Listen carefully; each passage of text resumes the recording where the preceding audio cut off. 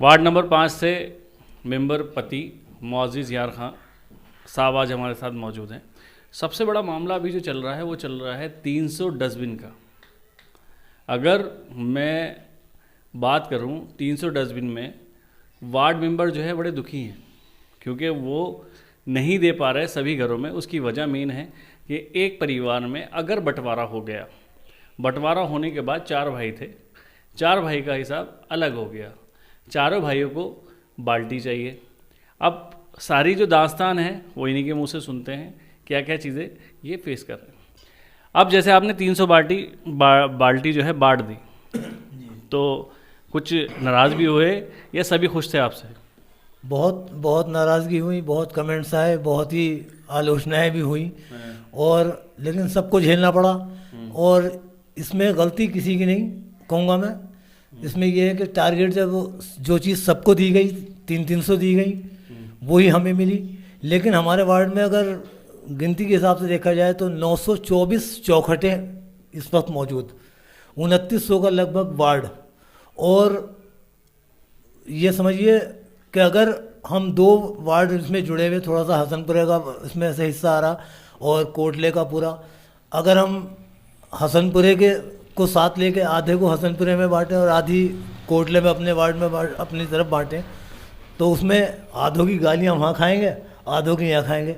अगर एक तरफ से बांटें तो आलोचना तो होनी है, जिसके पास नहीं जाएगा वो तो टांग खींचेगा। आप जब मेंबर बने थे तो पूरा वार्ड आपसे खुश होगा, तो आज जो बाल्टियों के 300 बाल्टी के चक्कर में आधा वार्ड तो आपसे खफा ही हो गया होगा।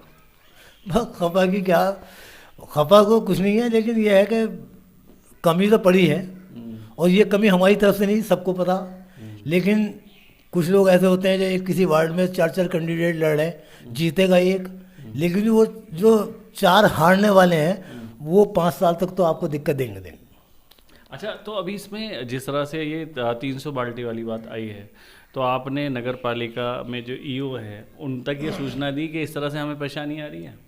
हमारे यहाँ ईओ जो है वो मैडम है और वो उनकी तबीयत कुछ सही नहीं है, वो छुट्टी पे हैं। लेकिन चेयरमैन साहब के पास मीटिंग बुलाई थी, एक सभासदों ने इमरजेंसी मीटिंग रखी थी और चेयरमैन साहब को आगाह करा दिया गया है।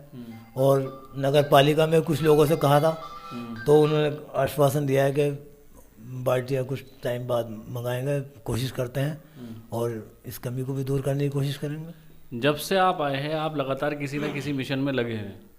जैसे हमने आपको देखा, आप चैनल ठीक कराते हुए नज़र आ रहे थे, सड़क की सफाई करते हुए नज़र आ रहे थे, तो अब कौन कौन से मिशन हैं जो जनता के हित में है जो आप लेके आने वाले हैं? देखिए, सफाई व्यवस्था और लाइटों का ये आम जनता की परेशानी होती है। अंधेरे में रहना भी दुश्वार है, अंधेरे में चलना भी दुश्वार है, तो इसमें और सफाई मांगता और आम जनता को कोई काम नहीं होता। सड़क अगर अच्छी है तो वो सारे गम भूलने की कोशिश करें। और अल्हम्दुलिल्लाह मेरे यहाँ की 2 सड़कें मैंने मेन दी थी, एक मुस्लिम इंटर कॉलेज वाली वो मेरे वार्ड में थी। 3 सड़कों को निरीक्षण भी हो गया, पास भी हो गई हैं और इंशाल्लाह बहुत जल्द उस पर काम लगेगा। और अच्छा, आप कहना चाह रहे हैं जो मुस्लिम इंटर कॉलेज का जो अंदर का रोड है वो आप ठीक कराने के हित में है और वो जल्दी से जल्दी बनने वाला है? इंशाल्लाह बहुत जल्दी बनेगा ये कार्य। जो लोग फेसबुक पे ये कहते हुए नज़र आ रहे थे कि है ना मुस्लिम इंटर कॉलेज का रोड कब तक बनेगा, क्यों नहीं बनना, क्या वजह है, तो आप सुन लें, वार्ड नंबर 5 के जो है सभासद साहब ने कह दिया कि बहुत जल्द बनेगा। अच्छा, उसके अलावा एक हमारे महल्ले में धोबी वाली गली लगभग 20 से 22 साल पहले बनी होगी, बहुत काफ़ी डैमेज हो गई थी। और एक ये हमारे बड़े दरवाजे से हमारे घर के सामने को होती हुई हरिजन बस्ती तक ये सड़क जो है ये लगभग उस वक्त बनी थी जब हमारे चचा इसमें वाइस चेयरमैन थे, उनके दौर में बनी थी। आज 23 साल के बाद दोबारा नंबर आया। अच्छा, जैसे सोलर लाइटें हैं, बहुत सारी सोलर लाइटें चल रही हैं, बहुत सारी सोलर लाइटें नहीं चल रही हैं, उसको लेके भी बात हुई? सोलर लाइटों के लिए बात हुई थी।